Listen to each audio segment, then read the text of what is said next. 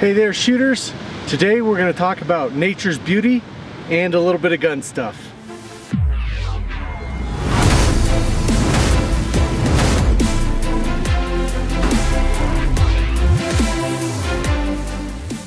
Well, it sure is beautiful out here in the mountains, isn't it?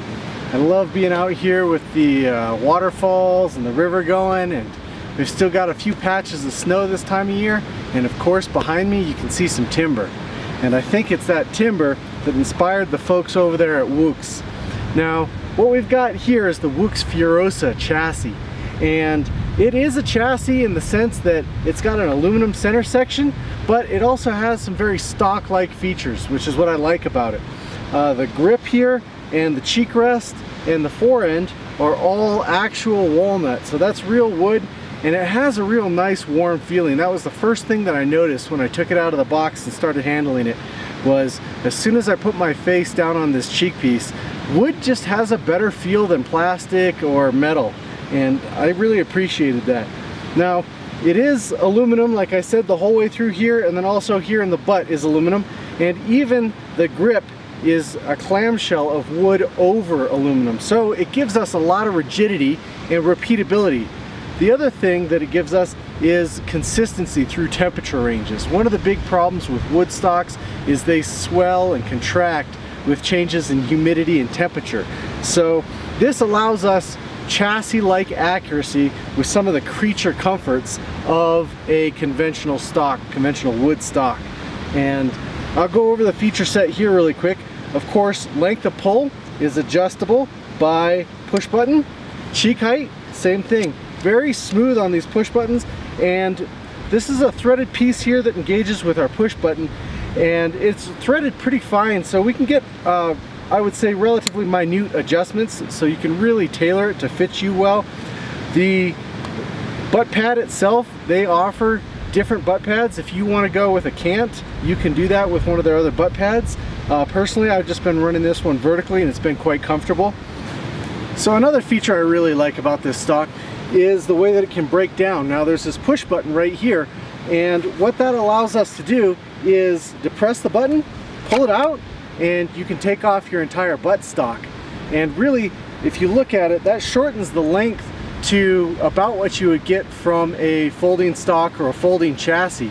So this will pack into a rifle case or something like that a lot easier.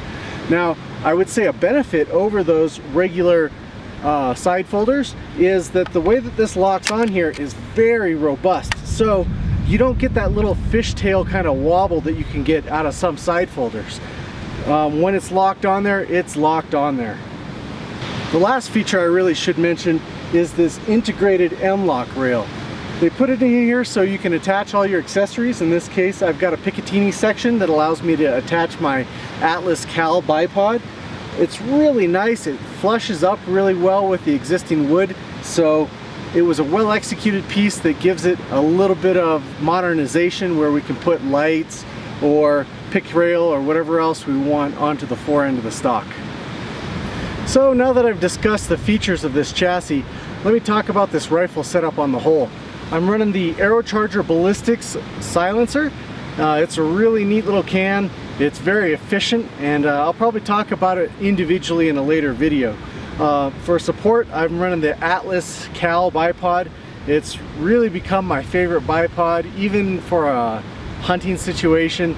I used to think the Harris was just a little bit better because of weight and stuff like that, but as I started playing with this, I realized it doesn't weigh that much more, and it just gives me so much more rigidity. So I've been using the Cal a lot lately. For an optic, I'm using the Zero Compromise 5-27.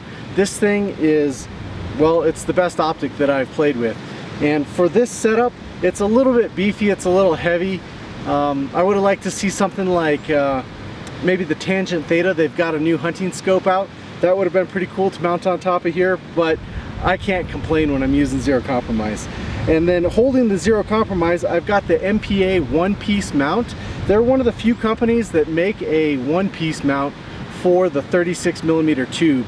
There's a few others out there. I think Mpa is the most cost-effective option though when it comes to mounting up your Zero Compromise or other 36mm tube optic. And then it's just a Remington 700 chassis. That's pretty much all they've got inlays for right now. So I just ran a regular Remington 700 action in here, and I put on a KRG bolt handle just to give me a little extra purchase. But that's the setup. It's been shooting really well. These Remington rifles, I found them to be kind of hit and miss. Some of them will shoot great, and then others I just haven't had very good success with them. This one, fortunately, it shot well even in its factory configuration, and by moving it over into this, I even tightened my groups up a little bit more and reduced some of those flyers. So I've been very happy with the whole setup. And like I said, overall, this Woox, I've appreciated what they've done. They've gone kind of a different direction. It's very unique. I love the feel of the wood up against my face, and it's kind of a throwback to the more traditional stocks, but still giving us some of the technology that allows us to have more repeatability and accuracy. So you can't complain with that. Check them out, and as always guys, if you like this video, please click that like button and share this with your friends. Like, share, and subscribe. Thank you very much.